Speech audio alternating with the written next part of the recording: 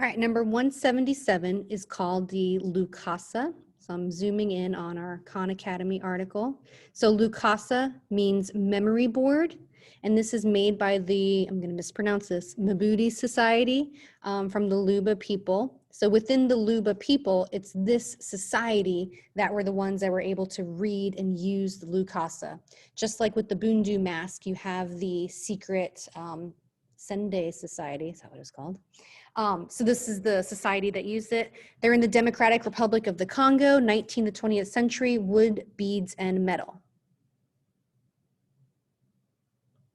All right, so I'm going to read it. This article is really short from Khan Academy.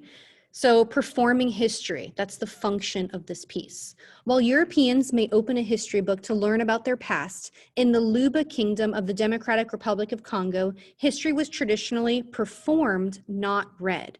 In fact, Luba royal history is not chronological and static as Westerners learn it. Rather, it is a dynamic oral narrative which reinforces the foundations upon which Luba kingship is established and supports the current leadership. This history is also used to interpret and judge contemporary situations.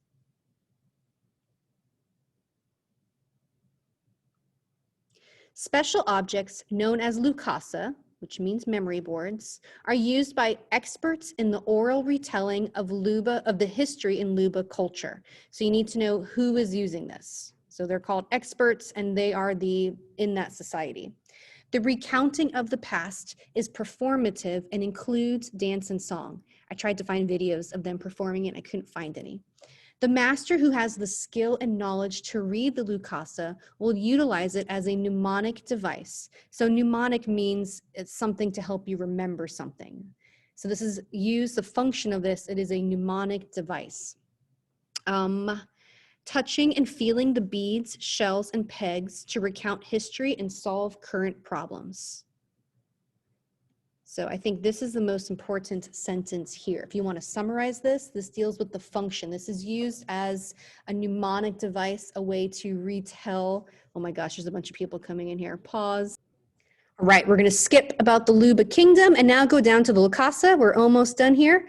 For the Luba people, kingship is sacred, and the elite Mabudi society, whose members are considered men of memory, because they're the ones that memorize these Lukasas. They have extensive religious training. They use the Lukasa to recount history in the context of spiritual rituals.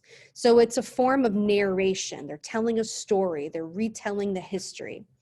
Diviners who have the power to predict the future can also read the Lukasa. All right, each Lukasa, because there's more than one, each Lukasa is different, but they are all small enough to hold in the left hand. The board is read by touching its surface with the right forefinger. Think about the act of reading Braille. It's very similar to that. The tactile qualities are apparent. The Lukasa illustrated here is one of the oldest known examples with carved geometric designs on the back and sides. So you can see the carved geometric patterns on the sides, and it doesn't show us the back. See some more carved geometric designs. And complex clusters of beads of various sizes whose colors have faded over time. The board is narrower at the center, making it easier to hold. So for form, I would write that it's hourglass shaped to make it easier to hold. And then what they're reading, it's complex arrangement of large beads surrounded by small beads, where you see a path of beads that's representing a journey or a migration somewhere. This could be a community, a king with his people. The Lukasa is typically arranged, oh, here it is, with large beads surrounded by smaller beads or a line of beads, the configuration of which dictates certain kinds of information. This information can be interpreted in a variety of ways, and the expert might change his manner of delivery and his reading based upon his audience and assignment. Because remember, the reading of this is a performance. The most important function of the Lukasa was to serve as a memory aid that describes the myths surrounding the origins of the Luba Empire, including recitation of the names of the royal Luba line. So you can relate this piece back to the Benin wall plaques in that it's a form of storytelling or recounting the history of the people. except this would be a lot more abstract versus the Benin wall plaque is actually depicting people.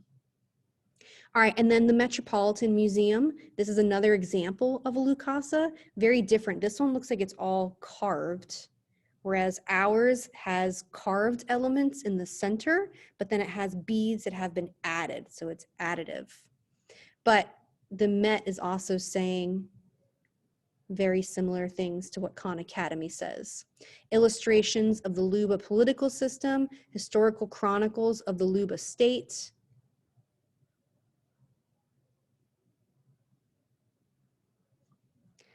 This communicates its content through incised designs and images carved in relief.